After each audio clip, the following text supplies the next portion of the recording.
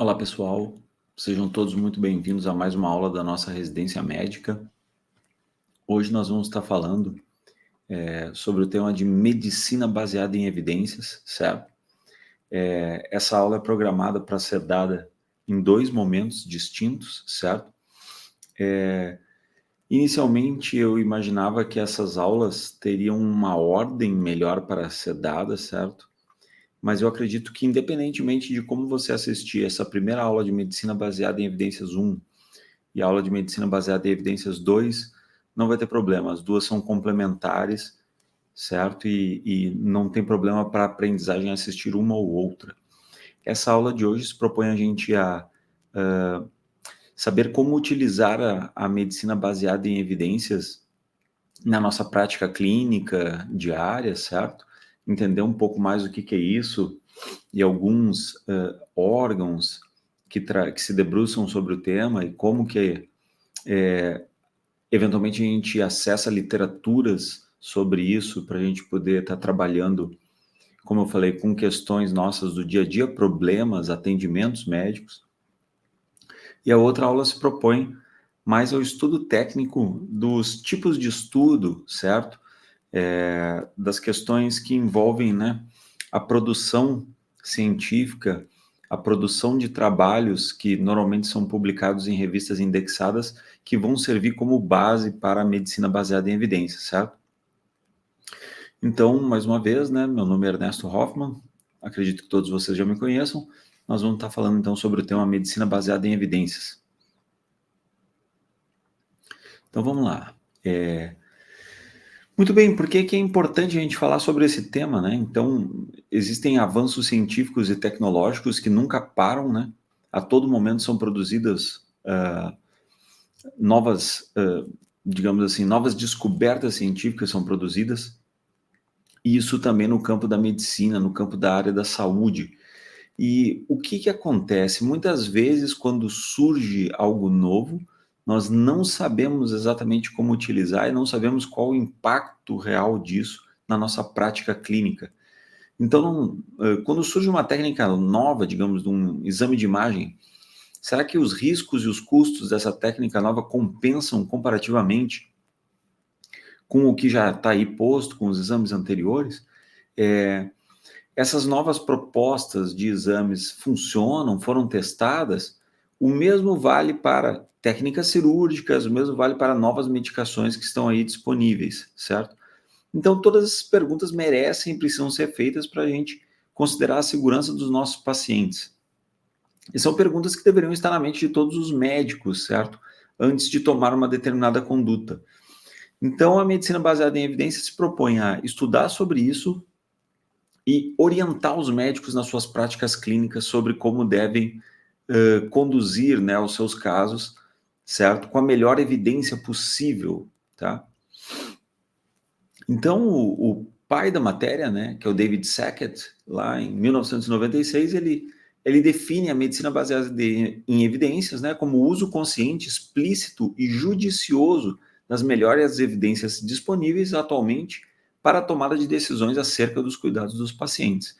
Então, o médico conscientemente, né, deliberadamente, de forma aberta, certo? E judiciosamente, né, utilizando-se de critérios, de definições, ele vai escolher as melhores evidências possíveis para cuidar daqueles pacientes que estão, né, sob sua tutela, digamos assim. Então, qual é a utilidade, então, né, da medicina baseada em evidência? Que a gente possa proporcionar, né, aos nossos pacientes diagnósticos mais adequados, planos de tratamento mais efetivos, melhores métodos de prevenção e, com isso, desenvolver diretrizes, certo? Então, quem já acompanha a nossa trajetória aqui, né, da medicina de família em Votuporanga como um todo, sabe que a gente tem um programa de educação permanente. E uma das situações que a gente mais se debruçou, em especial no início desse programa, foi com o desenvolvimento de diretrizes, desenvolvimento de linhas guia, certo? Onde a gente quer dar direcionamento para os médicos da rede, para as pessoas que estão trabalhando na rede, sobre melhores condutas, sobre temas, né, por exemplo, hipertensão, diabetes. Então, o desenvolvimento de diretrizes baseado em evidências sempre ajuda as pessoas a tomarem condutas melhores, tomarem decisões melhores sobre a sua prática clínica. Só que, uma coisa que a gente sempre tem que ter em mente, as diretrizes não são para engessar o médico e obrigá-lo a tomar aquelas condutas. São orientações, são sugestões, certo? De condutas que devem ser levadas em consideração pelos médicos. Agora, existem carências de medicamentos. Às vezes a droga, por exemplo, melhor indicada numa guideline não vai estar disponível no local onde você trabalha. A gente nunca pode esquecer também de incorporar as preferências dos nossos pacientes em todos os processos decisórios, certo? E que a medicina seja, de fato, centrada na pessoa.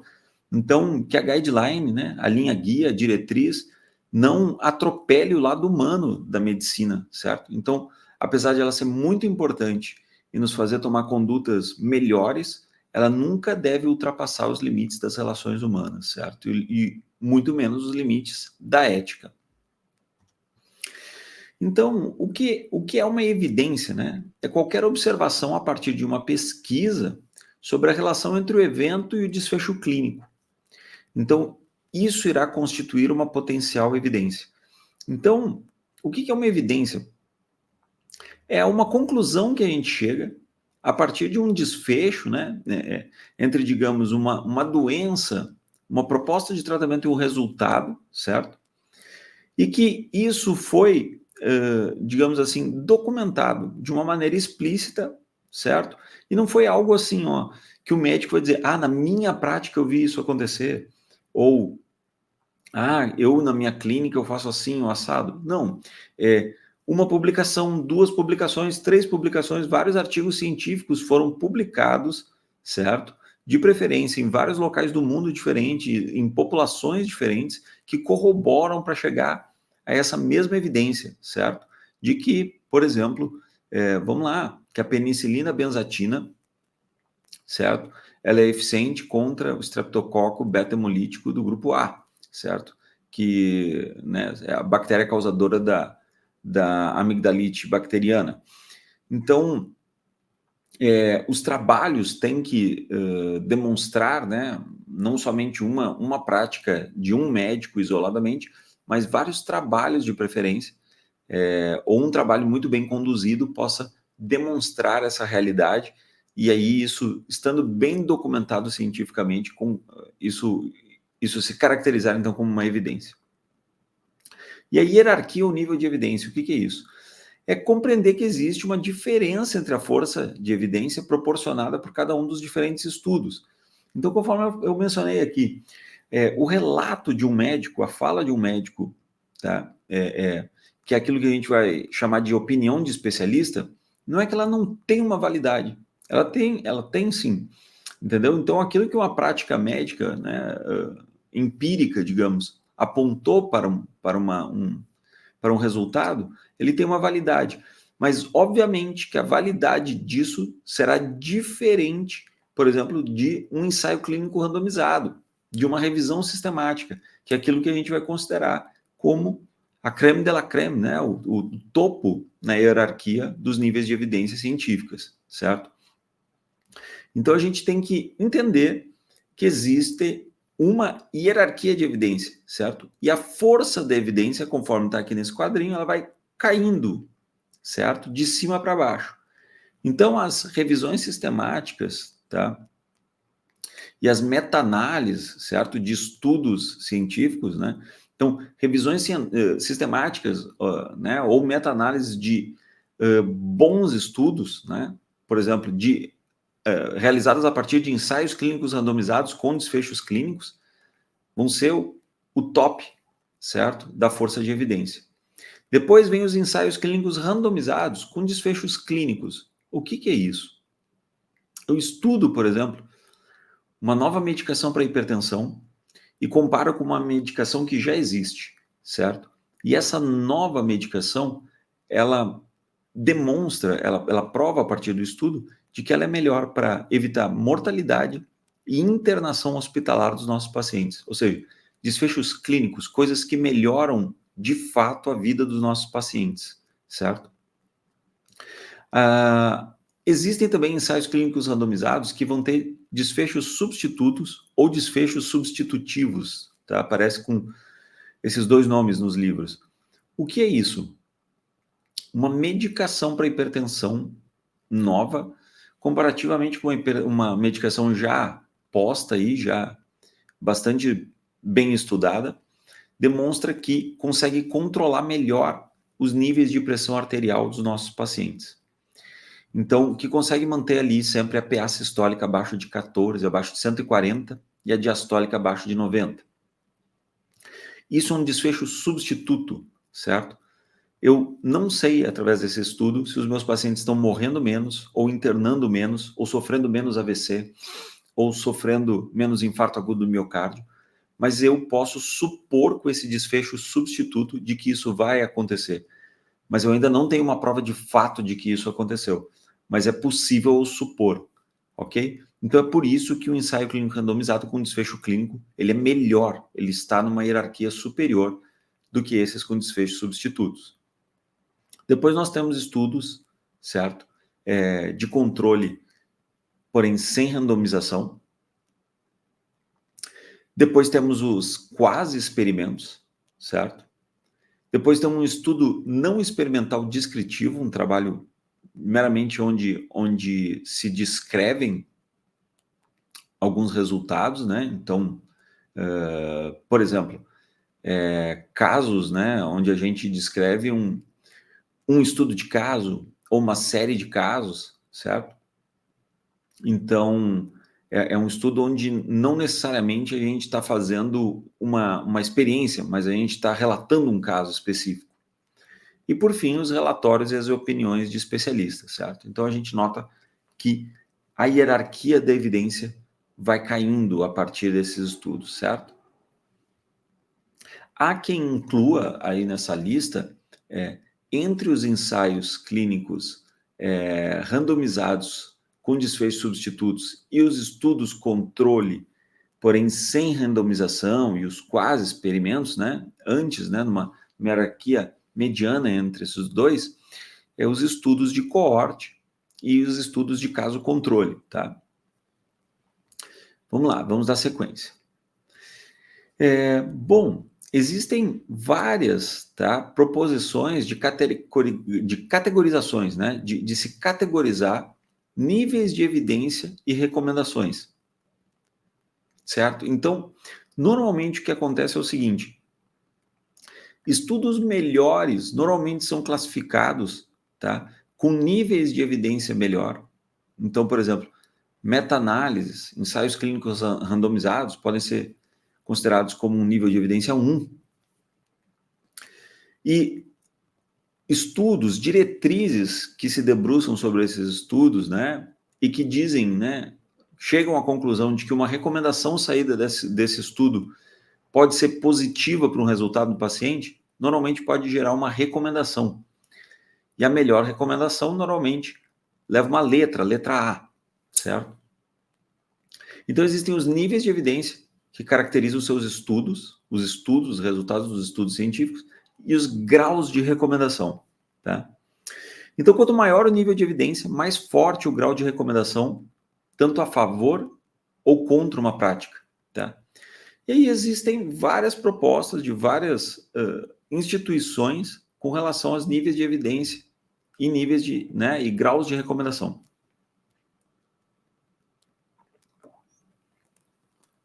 Então tem do Royal College of Physicians da Inglaterra, do Centro de Medicina Baseada em Evidências da Universidade de Oxford, existe o US Task Force, ou a Força Tarefa dos Estados Unidos, existe o Canadian Task Force, né, o Força Tarefa canadense, e o GRADE, tá? O GRADE hoje em dia é, digamos assim, a iniciativa que mais vem sendo adotada, tá? E, inclusive, para o preparo dessa aula, eu cheguei à noção, descobri que recentemente agora o Canadian Task Force também adotou o sistema GRADE, tá? Então vamos lá, vamos falar um pouquinho sobre esses órgãos, sobre essas instituições e como eles classificam as evidências e recomendações. Então vamos lá, vamos pegar aqui o exemplo então de como que funciona isso dentro do US Task Force, da Força Tarefa Americana, tá? Então eles propõem aqui alguns níveis de certeza de acordo com a evidência de benefício.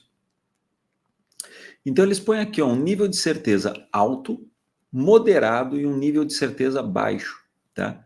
O que seria um nível de certeza alto, tá? Que a evidência disponível, tá, normalmente inclui resultados consistentes, tá, de estudos bem desenhados e bem conduzidos, tá, em populações representativas da atenção primária, tá? Então, seria um nível de certeza elevado para estudos que fossem contemplados dentro desse grupo. O que seria um nível, tá, de certeza de benefício moderado, que a evidência disponível é suficiente para determinar que os efeitos, tá, desse serviço preventivo nos resultados de saúde. Só que o que acontece? A confiança, tá, no resultado disso, na estimativa desse resultado, ela pode ser limitada por alguns fatores, como, por exemplo, o número, tamanho ou qualidade, tá, dos estudos individuais, inconsistência dos achados entre diferentes estudos, entre estudos individuais, uma generalização limitada dos achados, tá, nas rotinas de atendimentos de atenção primária e falta de coerência, certo, na cadeia de evidências. Então isso torna esse nível de certeza da evidência moderado. E o que seria um nível de certeza da evidência baixo, tá? Que a evidência disponível é insuficiente para avaliar os efeitos nos desfechos de saúde. E essa evidência seria insuficiente por causa do número limitado, ou por causa do número limitado de estudos, ou número limitado do tamanho desses estudos, né? O tamanho desse estudo ser pequeno, falhas importantes no desenho ou na metodologia dos estudos, inconsistências nos achados entre diferentes estudos, tá? Falhas, né? Gaps nas cadeias de evidência, achados não generalizáveis, né? E falta de informação sobre os desfechos de saúde que sejam importantes, tá? E aí, como que se dão os graus de recomendação segundo a American Task Force? Grau de recomendação A. A Força Tarefa Americana recomenda o serviço, tá? A ação.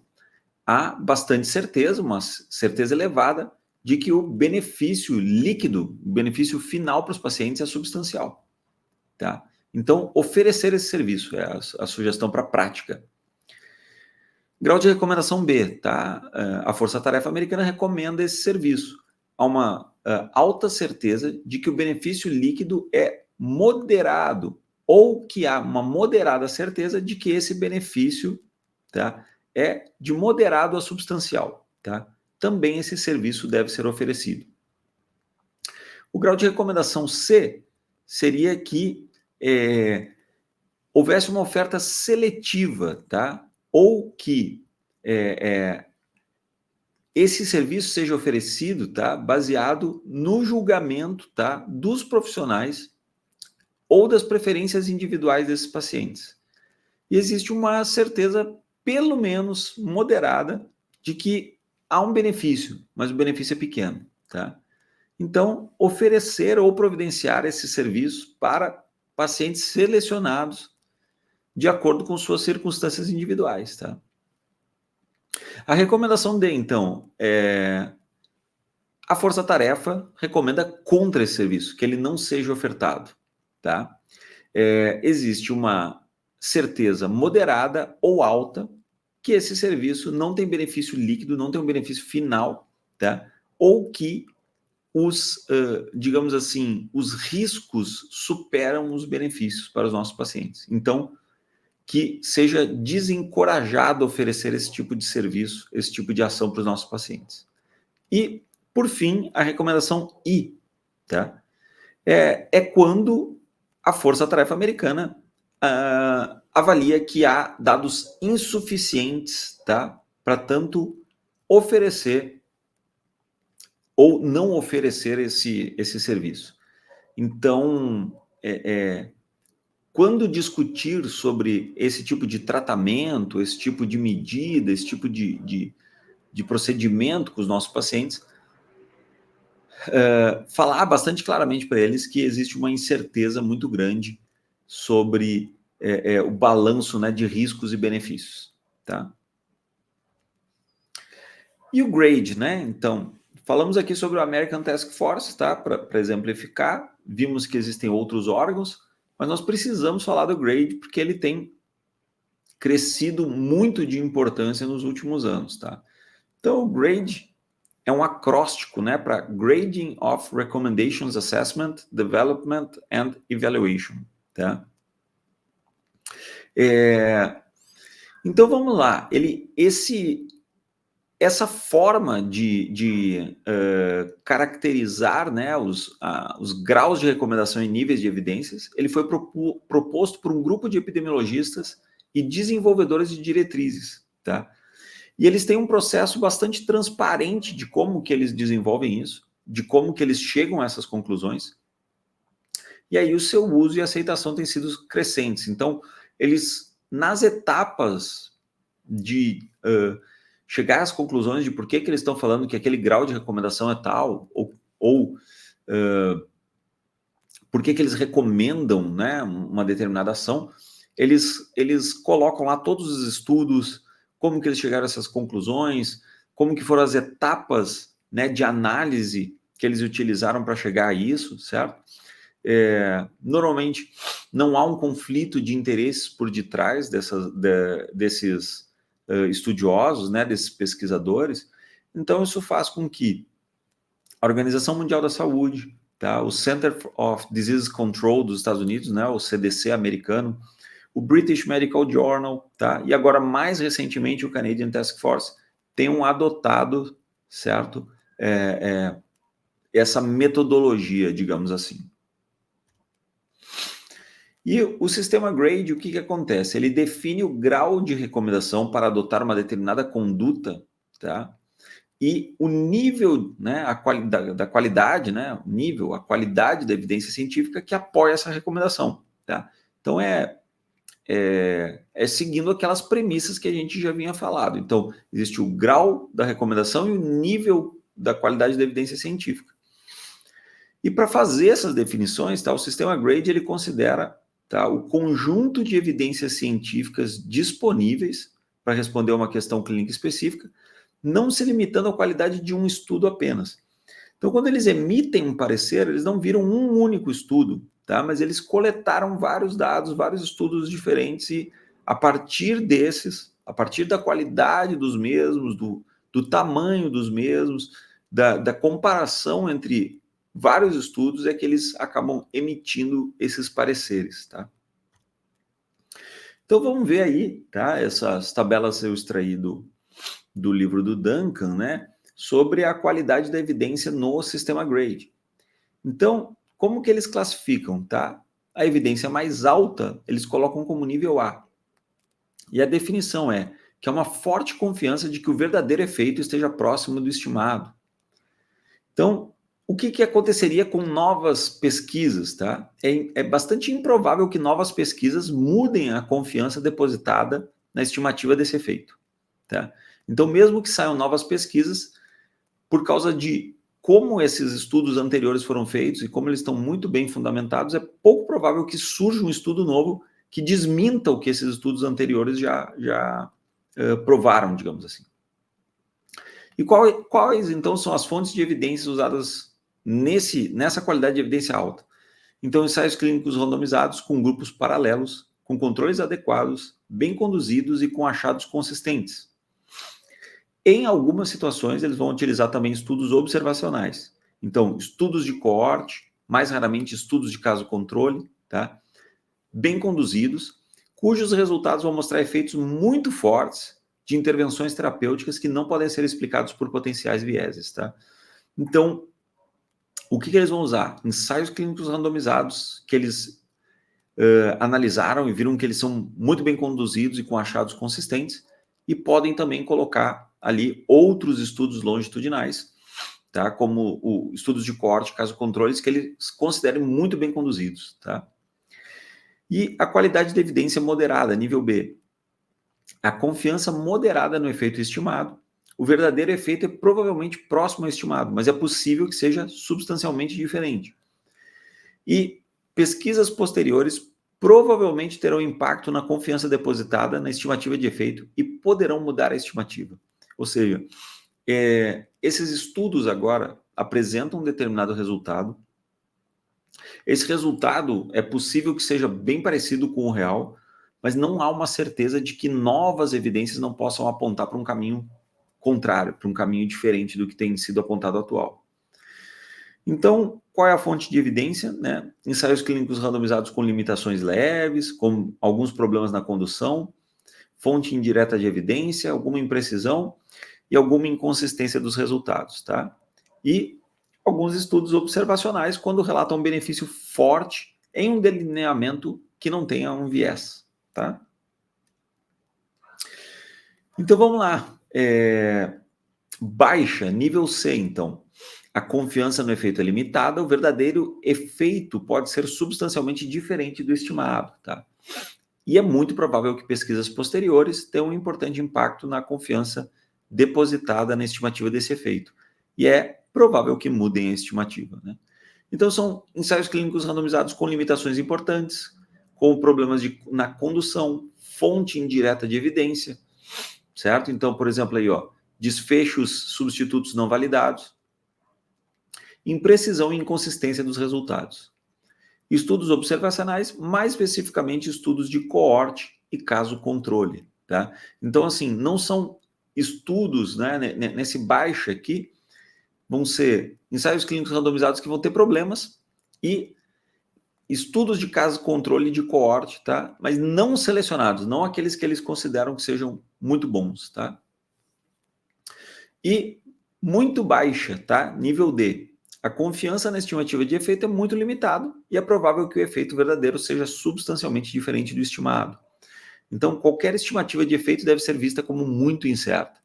Então, seriam ensaios com graves problemas metodológicos, estudos observacionais não controlados e observações clínicas não sistematizadas, por exemplo, relatos de casos e séries de casos.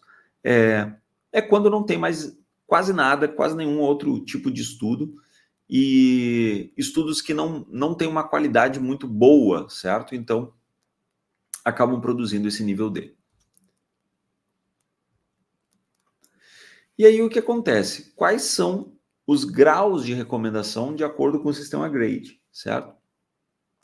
Então, um grau de recomendação forte, tá? As vantagens de uma dada conduta claramente suplantam as desvantagens, ou então, as desvantagens claramente suplantam as vantagens, tá? Então, quando existe um grau de recomendação forte a favor ou contra, é porque existem, né, evidências muito grandes, tá, de que quando eles falam que existe um grau forte, aquilo a favor, aquela conduta vai ajudar muito, ou quando eles dão, né, uma recomendação forte contra, de que fazer aquilo faria mal, tá? Então vamos pegar um exemplo aqui. A isotretinoína não deve ser utilizada por mulheres em idade fértil sem o uso de método seguro de anticoncepção. E ali está a justificativa. Apesar da isotretinoína ser efetiva para o tratamento da acne, é inequívoco o seu alto potencial de teratogenicidade. Então é contraindicada em mulheres com possibilidade de gestação. Tá? Então tá aí um grau forte de recomendação segundo grade. Tá? E o que seria um grau fraco de recomendação? Há certo grau de incerteza sobre a relação entre vantagens e desvantagens de uma dada conduta. Então, o uso de benzo antes da realização de anestesia regional em um paciente com ansiedade. Qual que é a justificativa? Apesar, né, de ser um procedimento lógico, né, a gente imaginar que, poxa, essa pessoa é ansiosa, vamos dar um benzodiazepínico ali antes de ela receber uma anestesia para ela ficar menos ansiosa, né? Só que não tem estudo sobre o assunto, tá? Então, apenas evidência indireta e opinião de peritos. Então, pode ser que, ao final, não tenha um benefício claro, né, de se tomar essa medida, tá? Então, eles não colocam uma recomendação muito forte nesse sentido, tá?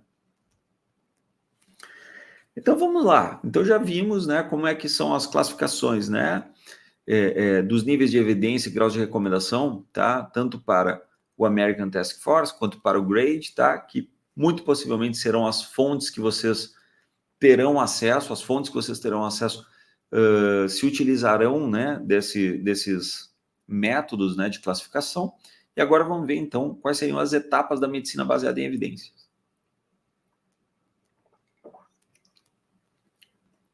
Então, normalmente, né, obviamente, a gente vai estudar ou vai procurar entender algo a partir de uma questão que pode ser respondida, a partir de uma dúvida que a gente venha a ter, tá? Normalmente uma dúvida, como fala a premissa andragógica, né, andragogia, uma dúvida a partir da nossa prática, algo que nos desperta o interesse de aprender, que vem da nossa própria prática. E aí o que nós vamos fazer, né? Nós vamos buscar, então, a melhor evidência científica, avaliar criticamente essa evidência e, por fim, aplicar essa evidência, tá, na nossa prática. Então, vamos conhecer aqui a abordagem PICO, tá? Então, vamos pegar aqui um exemplo com um enfoque terapêutico, tá? Então, vamos lá. P, tá? Do PICO, né? Então, é um outro acróstico aqui, tá? Pessoa ou população. Então, qual que é né, a questão que eu estou com interesse? Eu quero pegar, né? Eu atendi alguns casos de adultos com sinusite, certo? E aí eu quero saber o seguinte: se os meus adultos com sinusite vão ter benefício com relação a uma determinada intervenção. Qual seria essa intervenção ou indicador? O tratamento com amoxiclave, tá? E a comparação do C do pico, tá? Comparando a amoxicilina pura. E aí nós vamos ter o O, que é o único que não fica bem em português, né? Que é o outcome, o desfecho, tá? Eu quero saber se a amoxicilina, então, com clavulanato de potássio, comparada com a amoxicilina pura, vai me dar um resultado, tá, de melhora mais rápida dos sintomas em um adulto com sinusite, tá? Então é essa a abordagem PICO, tá? Então essa é a pergunta que eu faço, tá, a partir da abordagem PICO, e aí a gente se debruça em cima das evidências disponíveis para tentar responder, tá? Bom, então a gente começou com a pergunta e agora nós vamos buscar a melhor evidência, tá? Na medicina baseada em evidências, então, vão ter 3 estratégias de como a gente pode obter as evidências clínico-epidemiológicas, tá? Para esclarecer essas questões clínicas, tá? Eu posso buscar, avaliar e sintetizar direta e pessoalmente essas evidências, tá? Eu posso, ou então, utilizar avaliações de outros, tá? Quando disponíveis. E, por fim, também posso me basear em posições clínicas oficiais, tá? As guidelines, diretrizes, linhas guias, tá? São todos sinônimos, tá? Que são essas linhas guias ou diretrizes são desenvolvidas dentro das premissas desse paradigma da medicina baseada em evidências, tá? Então vamos lá. Se a gente for buscar as evidências pessoalmente, tá? Eu tenho que ir lá no DEX, tá? DEX são o quê? Descritores em saúde, tá? Onde eu posso usar isso, tá? Na BIREM, tá? Por exemplo, ou no LILACS, tá? Então eu vou usar os descritores em saúde para buscar evidências ou em português ou normalmente em espanhol, tá? Em inglês, os descritores em saúde são chamados MASH, tá? E aí eu vou usar, né, na PubMed ou PubMed, Medline, tá? Que são sinônimos. E aí buscar nas bases de dados. Então lá eu vou ter que escrever esses descritores em saúde. Sinusites, adulto, antibiótico terapia, tá? Colocar esses descritores. Normalmente a gente consegue, dentro dessas bases de dados, descobrir quais são os descritores válidos, tá? Porque eu posso estar falando aqui coisas que nem tem como ser consideradas como descritores. E aí a gente buscar isso nessas bases de dados. E aí vão vir um monte de trabalhos científicos e nós vamos escolher a dedo, um a um, qual que a gente vai pegar para ler. E lendo a gente Nós mesmos, segundo nosso critério, nós vamos entender se aquele trabalho é de qualidade ou não é, se ele tem viés ou não, se existe algum interesse de terceiros ou não, certo? Se quem publicou, né, existe um conflito de interesses. Então, a gente mesmo é que vai ter que analisar isso tudo, tá? Então, buscar a gente mesmo, os artigos científicos, analisar se a qualidade deles é boa, certo? E a partir disso chegar às nossas próprias conclusões, tá? Existe a Biblioteca Cochrane, tá? Que publica várias revisões sistemáticas, tá? De estudos, onde muitas vezes a gente pode chegar lá e colocar, certo? Essas perguntas, buscar, fazer uma busca lá e ver se não tem algo alguma pergunta semelhante a essa que a gente fez, que eles já não tenham estudado, tá? Então a Biblioteca Cochrane já publicou várias coisas nesse sentido. Então vamos dar sequência, tá? Muito bem. É muito importante quando a gente escolhe um trabalho científico para estudar, a gente saber se ele é um trabalho poem, tá? Ou DOE, certo? O que é isso? Para nós, médicos de família, é muito importante ter essa distinção, tá? O que seria um estudo poem? É um estudo, tá? Que a evidência dele, tá? É orientada para os pacientes. E é uma evidência que importa para a nossa clínica do dia a dia, que importa para as dúvidas que o nosso paciente tem, tá? Então, esse é o estudo PORM, Patient Oriented Evidence That Matters, tá? E o que é um estudo DOI? É uma evidência orientada para a doença, Disease Oriented Evidence, tá? Então, o que acontece? Se nós estamos procurando problemas comuns do nosso dia a dia, como a gente viu, sinusite aguda em adultos, certo? Na atenção primária, tá? Antibiótico terapia, tá? Então, problema comum, um estudo POEM para o médico de família, leia esse estudo. Esse estudo vai ser importante para a sua prática clínica. Se for um estudo, né? Se você for pegar um estudo para problemas comuns, mas ele DOI, perigo. Você pode até ler, mas você tem que entender que muitas coisas ali às vezes não vão fechar para a sua prática de atenção primária. Se você acha um estudo POEM para problemas incomuns, você vai ler se você tiver tempo, porque pode ser que em algum momento isso vai aparecer para você na atenção primária.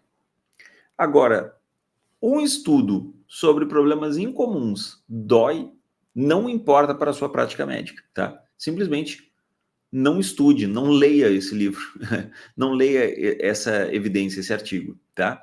Então, por que é importante, né, apesar disso parecer ser óbvio, ululante, a gente está apresentando aqui? Porque usualmente na medicina, nas revistas que a gente recebe em casa, até mesmo do Conselho Federal de Medicina, do Conselho Estadual de Medicina, dos conselhos regionais de medicina, mostram publicações, estudos, tá, que usualmente a gente não vai usar na nossa prática clínica, são estudos muito específicos de algumas especialidades médicas, tá? Então, nós médicos de família, às vezes temos aquela síndrome do vira-lata, poxa, esse estudo está estudando sobre uma coisa que eu nunca vi e tal, será que eu não tenho que ler isso? Não importa para a sua prática, certo?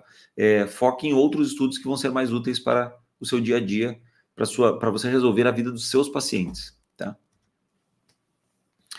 Bom, o que seriam avaliações de outros, então, tá? Então, vou pegar aqui o exemplo do ACP Journal Club Evidence-Based Medicine, tá? O que é isso, tá? Essa é uma revista, tá? Do Colégio Americano de Médicos, tá? E é uma revista que avalia artigos, tá? Com relação à sua qualidade metodológica e o impacto dos resultados. Então, onde são divulgados resumos estruturados com comentários. Então, você pega a coisa lá já mastigada, tá? Então, aqui só para mostrar a interface do ACP Journal Club, tá?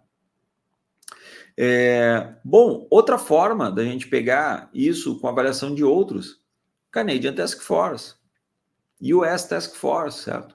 Eles vão lá estar emitindo sobre vários assuntos diferentes recomendações e explicitando a partir de qual nível de evidência eles estão recomendando aquela ação a favor ou contra, tá?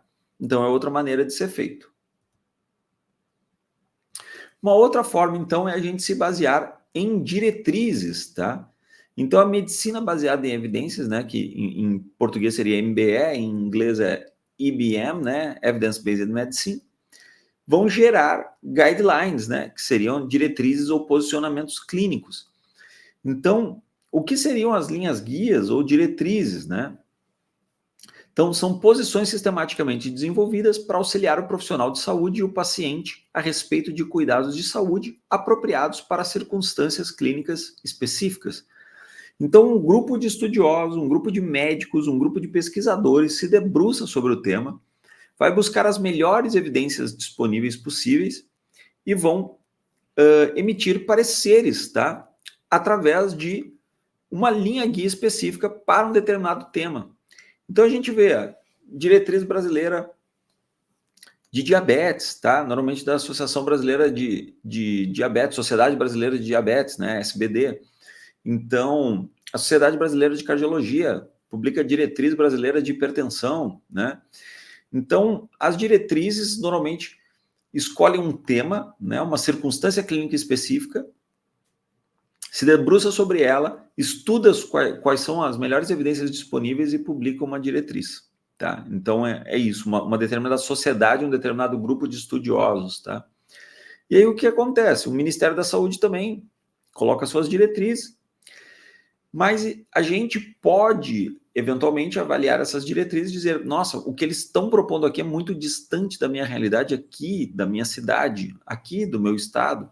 Então, por isso que é importante, muitas vezes, iniciativas como iniciativas do PEP, Educação Permanente, onde você pega essas diretrizes nacionais, internacionais, de sociedades e especialidades e adapta para a realidade local sua, tá? De onde você está vivendo, de acordo com o que é disponível na sua rede, certo? Do município e o que é disponível na atenção primária para você poder praticar, tá?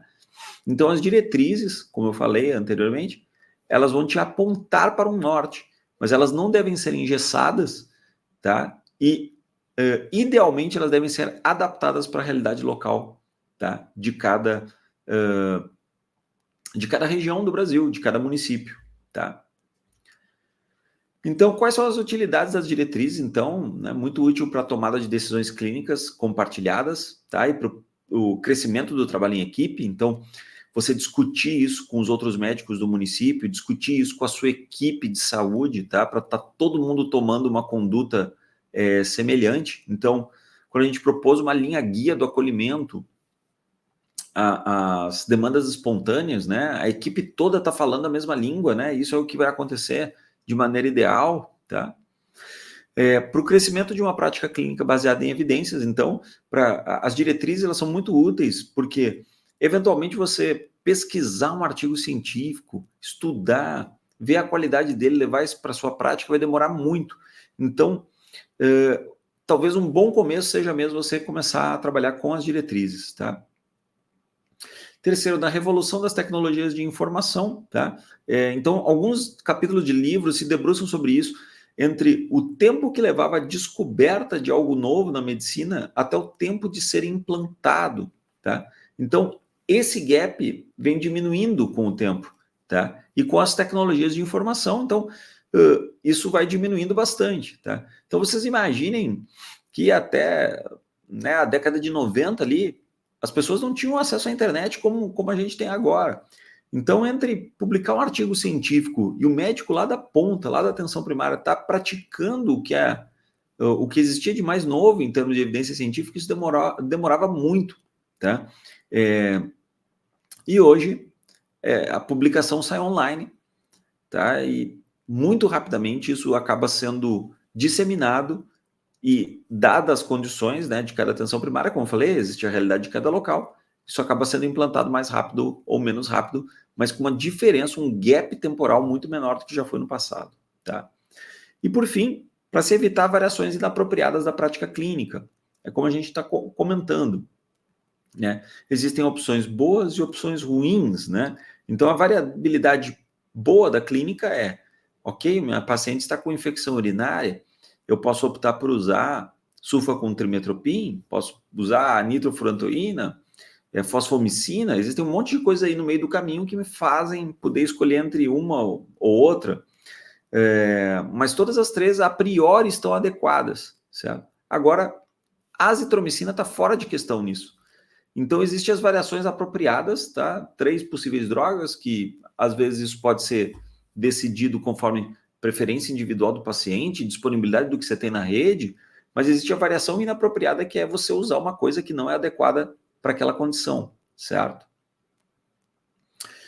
Então, só para apresentar aqui para vocês, então, um exemplo de diretriz, a última diretriz brasileira de hipertensão arterial ainda é de 2020, certo?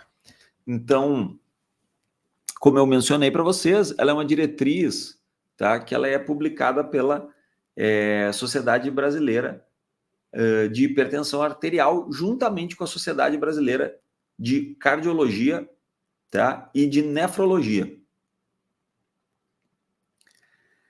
E aí, só para mostrar para vocês, ó, eles mostram aqui, e eu acho muito legal essa publicação, porque ela incorpora algumas situações de recomendações de hábitos também, tá? Então, ela não fica somente na questão de tratamento, mas também envolve hábitos, mudanças, né, de estilo de vida. Então, fala aqui sobre controle do peso, grau de recomendação 1, nível de evidência A para eles. Dieta saudável, grau de recomendação 1, nível de evidência A. Controle do consumo excessivo de sódio, tá? Então, da mesma forma. Então, eles expõem aqui as recomendações e os níveis de evidência, tá? Por fim, então, né, avaliar criticamente a evidência, né? Então, a validade, a informação é verdadeira, certo? Então, a partir daquele estudo que a gente analisa, a gente acredita que aquela informação que está ali disponível, ela é real, ela é importante, ela leva um impacto clínico para os nossos pacientes, ela tem como ser usada, ela é aplicável, é uma droga, é uma prática que eu posso fazer na minha unidade básica de saúde, e o tipo de estudo preferencial, né? Evidentemente, a revisão sistemática, que é o melhor de todos os estudos, né? Como a gente estava falando. E, enfim, então, né, dando continuidade a avaliar criticamente a evidência, quando buscando pessoalmente a melhor evidência, né? Então, a gente falou da iniciativa Cochrane, tá? Que publica revisões sistemáticas, tá? De estudos. Existem recursos online para ajudar na avaliação crítica de estudos, tá? O Strobe, Consort, Prisma, Stard. Vocês podem fazer uma busca no Google para dar uma olhada nisso, mas colocando dados sobre o estudo que você está analisando, essas ferramentas podem te ajudar a dizer se esse é um estudo de boa qualidade ou não, tá? Quando usando a opinião de outros, né? Então, como a gente falou, Canadian Task Force, US Task Force, né? E quando usando de diretrizes, tá? Existe também uma ferramenta que se chama Agree-to, certo? Que é uma ferramenta que auxilia a avaliar o rigor metodológico e a transparência daquela diretriz, tá? Bom, e aplicar a evidência, então. Como aplicar os resultados da literatura, tá, nos usuários do serviço, né? Então, isso tem como ser aplicado, isso teria que causar muitas mudanças no nosso serviço, isso, a droga proposta tem na rede, não tem? Os critérios de inclusão do estudo e intervenções são compatíveis com o local do atendimento, certo? Então, isso realmente tem uma aplicabilidade prática na nossa prática clínica, no local onde nós estamos, né? Então, às vezes, o que é proposto difere muito daquilo que nós temos disponível na nossa realidade, o que pode se configurar como um problema, tá? Pedir licença aqui, gente, só porque eu estou com medo de perder a conexão aqui de energia do meu computador, que ele já entrou no modo de poupar energia. Ligando ele aqui na tomada. Enfim, agora não temos mais o risco de perder a gravação. E o processo decisório ele deve sempre contemplar, certo? A validade científica, certo? Então, se o estudo ele é bom ou não é, se ele, conforme o nosso julgamento, é um estudo adequado, mas deve incorporar também, né, a experiência clínica individual nossa, né, levar em consideração a nossa própria história pessoal, a nossa experiência pessoal como médicos, e por fim também as preferências da pessoa, as preferências dos nossos pacientes, né? Então, como eu falei, uma diretriz é muito boa, certo? As evidências científicas são muito úteis, mas sempre a gente incorporar junto com elas as preferências do nosso paciente, tá? Não engessar a nossa prática e atropelar as preferências, né? Atropelar o paciente que está ali na nossa frente. Muito bem. E como se manter atualizado na medicina baseada em evidências, certo? Existem dois tipos principais, tá? O just in case seria, talvez fosse bom eu ler esse artigo no caso de aparecer um caso desse aqui na minha prática, tá? Então essa é é uma das possibilidades. A outra é a just in time, né? Puxa, apareceu isso aqui, eu preciso estudar agora porque esse caso aqui eu não sei como conduzir e eu preciso ter uma luz a esse respeito, certo? Então seriam as duas formas da gente se manter atualizado, tá? Gente, essa aqui foram as minhas referências, então. Eu espero que essa aula tenha ajudado vocês a entender um pouquinho mais como a gente faz uma prática no nosso dia a dia, na nossa clínica de medicina de família baseada em evidências. E aí, num segundo momento, nós vamos ter a nossa segunda aula de medicina baseada em evidências, onde eu vou trabalhar um pouquinho mais sobre os tipos de estudos científicos, tá? Eu já mencionei alguns aqui, tá? Dos quais vocês já devem ter alguma iniciação, conhecer como são, mas aí na nossa próxima aula nós vamos estar olhando cada um deles um pouquinho mais a fundo, tá bom? Muito obrigado